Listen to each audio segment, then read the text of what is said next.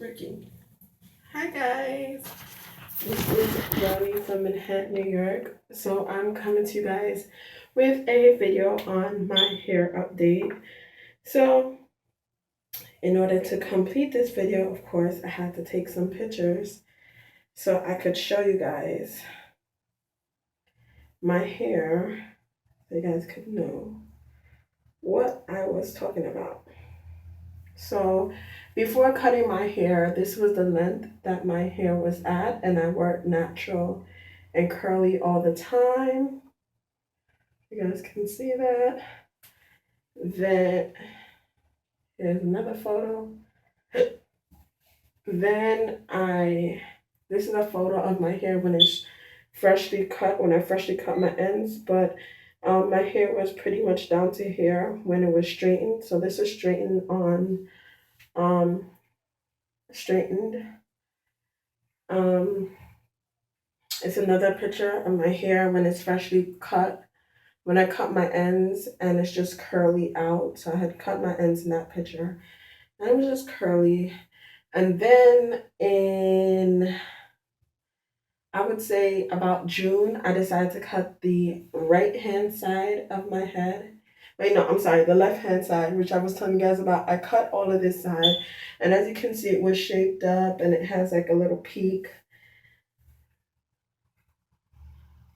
And this is basically, so that's how, and I have freshly cut all my ends as well in this picture. And then I decided to go bald. So I cut all my hair, and as you can see the date, this is a picture from 17 weeks ago. So 17 weeks ago, I cut all my hair and it was completely bald. There was not one strand of hair there.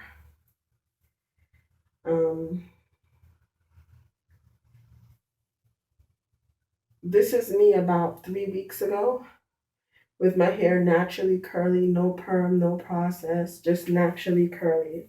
This is my hair curly. This is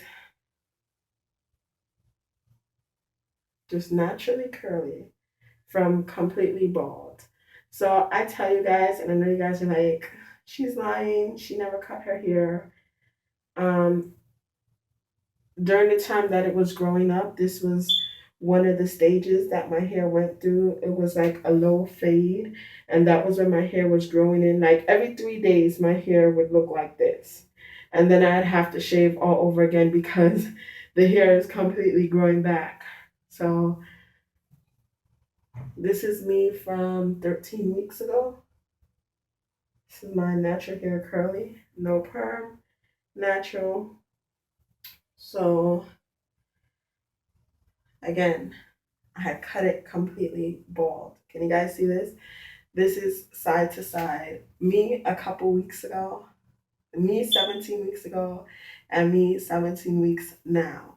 Can you guys see the difference? So this is the front of my hair. This is the right hand side of my hair. This is the back of my hair. This is the left hand side of my hair. This is the top of my hair. So you guys can see that. So I've had major growth. I can't believe I was just touching scalp. Like I could literally like when I put oil on my scalp, it was so shiny. And now it's 17 weeks later, and I cut it in between that time too. Between the 17 weeks, I did go back and cut it bald again like that. However, I don't have pictures to show you guys of that cutting and bald again. But yeah, this is my hair. Like it is thick. Can you guys see this? It's like the comb can get stuck in it again, like it was before. It is thick, and it's like completely. Right now, I have some lot of body in my hair. It's not hard to manage. It's really easy to manage. It's really easy to manage. This has been a lot. A lot going on for me. I had two deaths in my family. I had my great grandma pass in March. Then I had surgery on my ears to take off the keloid. So this is also an update on my surgery. So this is the back of my right ears. I don't know if you guys can see that. This is the front of my right ears. This is the back of my left ears. This is the front of my left ears. So I had surgery first and completely removed the keloids from the front of my earlobes.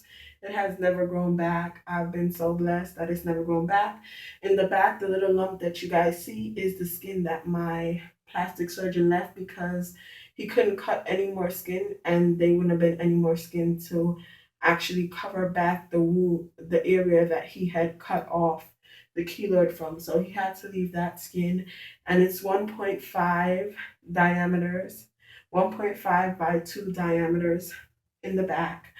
And I've measured it and it hasn't gotten bigger. It hasn't grown back. I'm like so excited, guys. Like when I'm stressed out, it would grow. And I am like so excited, so happy. Like very, very happy with the job that my plastic surgeon did. I am feeling so blessed. It's allowing me to feel a little bit normal, quote unquote, whatever normal is. Normal people don't have a big like earring of skin in the back of their ears and in the front of their ears. So with my plastic surgeon's help, and if you guys want to know my plastic surgeon because you're interested in your boobs or your butt, or you have keloids like me, or you have a medical problem that you would like you would like, and you live in the New York area and you like to check out my plastic surgeon, I've made a video on my plastic surgeon's info, so you guys can check that out. I've also made videos of me in the office with him and him being so nice and so cordial with me and so respectful to me, and like um he made me feel welcomed when I went there, like, and I was telling him about my keloids and how much I don't feel normal and I would like to be normal and how much it's affecting my life. He listened to me and he didn't like rush me or shut me up, and I literally started crying and broke down in his office countless amount of times because I've done the surgery. This is my third time doing the surgery. Anytime I've walked in there, like they've grown back.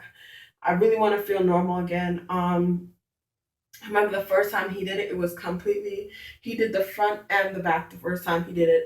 I had never felt so much pain in my life. I had stitches in the front of my ear and I had stitches in the back of my ear. So he had to take out stitches from the front and the back. The second time he did it, when he took out the stitches, my ear was coming apart with the stitch. I had never been so scared in my life. Um, I'd never had stitches before. That was my first time having stitches since I did my surgery. So this is a new experience for me altogether. And I was like, a little puppy, like, you gotta lead the way. I don't know anything about stitches. I don't know anything about this stuff. And taking them out was very painful. But I am like feeling so happy. Um, this is a new leaf for me, a new start in my life. I don't know what it's like to live without two grandparents. Again, my great grandma was 101, and then my grandfather was like 92, 93. So, and that's my mom's dad, her biological dad. So, this has been a big shift in my family this year. Everybody's used to having their mom and their grandma basically, and I'm the fourth generation. So this is been a big change in my family. It's really new. It feels very weird. I don't know. That person has carried generations of stuff that has happened to this family for four generations back, and then one day they're just gone. So it feels very different, even around the family. It feels different, like the big elephants in the room. Like, where is your grandma? Like, but um, I'm trying my best to make the best of it.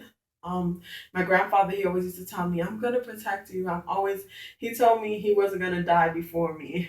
And I said to him, Grandpa, mom says that people go in age, mom says that people die in age category. So the oldest dies before the youngest. And he said, don't worry about that. So he asked me why I was crying. He asked me why I was crying. And I said, because mom says people die in age. And that means mom is going to die and leave me, and so are you. And he said to me, I'll never die and leave you. I'll never leave you. I'm always going to be here. So, like, when I found out that he had died, I didn't think it was possible. You know, he had went through so many illnesses and so many illnesses, and he had always gotten better, you know. And this time he didn't, and I didn't even take it serious when they told me, you know, they were like, he's sick. And I'm like, you know, at this point in time, older people always get sick, and they kept getting sick, but they kept getting better. So I'm just like, okay, that's like when I get sick and I get better, I don't stay sick, I don't die. So I didn't even think of death. So when I heard that they died, it's just, I'm still in shock now. I still like haven't really grieved about it or cried, or still haven't accepted it. Like, it's not real. It didn't happen. Um, that's the same thing happened to me and my grandfather when he died. My grandmother's husband when he died. So, um, I know it's gonna hit me one day, and I just hope I'm ready when it does hit me. When my grandfather, took me about 2 years to accept that it was real. He was gone. I was still calling and asking about him. I still felt like he was there. I didn't feel like he was gone, you know. I didn't feel like he was dead. I felt like he was still there, like he had always been. So, um, pray for me. Um, so yeah, this is my hair update. I decided that instead of doing one so often, so I'm gonna part my hair so you guys can see. I can part my hair. It's long enough to part.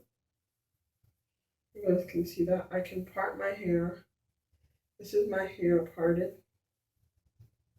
You guys can see that, how much growth that is, that I can actually hold the hair and part it. So I'm gonna do one of these.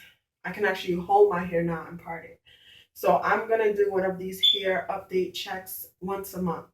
So once a month, I'm gonna come on here and I'm gonna give you guys a hair update because you guys are very, very interested in me, and I feel so blessed. 600 subscribers, guys. I am like so grateful, so grateful. This has been the year that's been most trying for me, with these deaths in the family, because again, I've been taught that these are the anchors of the family. So if the anchors are gone, what's going to keep the ocean from coming in? You know what I mean? So to say. So it's so new, and I'm still adapting and I'm still adjusting.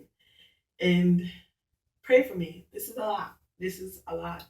I've never had two deaths in 1 year of a family member. Um, I've had like one death this year, one death 5 years later, but I've never had two deaths of two important, on both sides of my family, of such important people of important status that need to be here to guide us and give us advice when we feel like all hell is breaking loose. And when we look at them, we go, well, you know what? All this happened to them and they still here, and now they're gone. And you go, all this happened to them, but they're gone. You know, so it's like, it's so much for my family. So I need a lot of prayer for my family, um, and me, so that we can get over this and we can get better. Shout out to Time the Infamous. My condolences to you and your grandmother. Yeah. I would just like saying my condolences. Congratulations to the Daily Davidsons for their new bundle of joy that they just brought into their life. Because with death there is life. So there's hope that somebody else can, be the difference we need. Somebody else can be another black president that we need in this country. Um, Congratulations to, oh gosh, there's just a bunch of people that I just could say congratulations to. They just welcomed bundles of joys to their lives. And Ivy Powell, congratulations to Ivy Powell. She just welcomed Kyrie into her life. Congratulations. The Daily Davidsons, they welcomed Carter. Um, Legion, I think his name's like Legion, something really nice. It sounds like a Hawaiian water. And that's the makeup queen.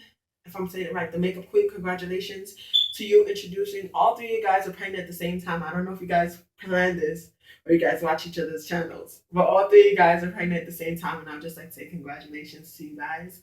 I've also been interested in getting pregnant. I went to the doctor yesterday and I did pregnancy consultation. As you guys know, I have two kids and I've had them a while ago, and I've expressed this to you guys that I have problems staying pregnant because I give birth before time, and the doctor explained to me that I would get injections to once a week, every week throughout my pregnancy to stay pregnant because I go into labor prematurely and I'm high risk. So yeah, congratulations to you guys out there that are able to hold your pregnancy and give birth at the right time.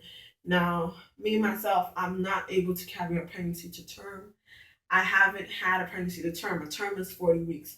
A couple weeks before that, they don't really consider that so badly premature, but at the end of the day, it would be nice to know what it's like to be a normal, woman. We're meant to carry babies and carry on the legacy and have children, but when you're unable to do stuff like this, like I had told you guys in my other video, it makes you feel less than a woman, and you never really know until you go and you try. Now, when you were all by yourself and you were weak, I've gotten B12 shots as well. So Shannon XO, if you're watching my video, don't feel bad. Um, there's certain stuff that we haven't been exposed to. As a kid, no matter how much we think we've been exposed to, we've still been sheltered from the most things. But when we actually do get exposed to the world and all its beauties, because in some weird ways, those are beauties, and that's what makes the world go round, from what my great grandma explained to me. I say, Grandma, we called her Miss Nellie. I said, Miss Nellie, there's some stuff that they do is so ugly. She said, it's not ugly, it's pretty. And it's been happening from my days. And my grandma, I believe she was born in the 40s. I had never, I don't think I know too many people that was born in the 40s. So this is something really cool, and it's almost like I felt that it was gonna happen because I just was looking to everybody's grandma and I just felt so comfortable, and I just like, it's selfish, but I didn't want to let her go. She did die of normal normal cause. She didn't die because of some illness. She just died of normal old age. So thank God for that. My grandfather, on the other hand, I believe he had a stroke, and he had had a stroke before, but he came back from it. And I remember my mom in the 90s, he had had a stroke before. And my mom wanted to bring him up here to New York, but my grandfather had his house that he built from the ground up. He built the whole house, and he had lots of property, and he refused to leave it. He said he wasn't going to let anybody run him away from his property. People made him uncomfortable. People threw garbage on his property, and he lived in the country of Jamaica. So how it is it's your property. You're responsible for taking care of it, just like New York. And except for property in Jamaica, you have a lot more property than just the property in front of your house. So you can consider like cane fields, the trees, they belong to you. In New York, the trees are still the city's, but you have to maintain it if it's leaning over or something on your property. In Jamaica, the trees that's on your land, they're yours. The if there's any fruits or crops that's on your land, it's yours once you buy it. So you have Con Edison just like you have up here as well. You have to pay a Con Edison bill. You have to pay your water bill. A lot of people, they've never been to another country, so they don't know what it's like. I would compare Jamaica to the South. You can hear everything from miles and miles away, and it's like it's the area that my family lived in is country. So you have country in Jamaica and you have town in Jamaica. So he just didn't want to leave it. And my mom, she was so upset. And I really don't know how she's handling it because my mom's just always been strong. Like, I've come to realize that she does cry from being a needy child and just needed to be in her arms. I've caught her accidentally crying. But what she does is she waits till late in the nighttime, or she waits till when she's in the shower. And if you don't have to pee while she's in the shower, you won't know that she cries. So you will say, "My mom never cries," and somebody will say, "But everybody."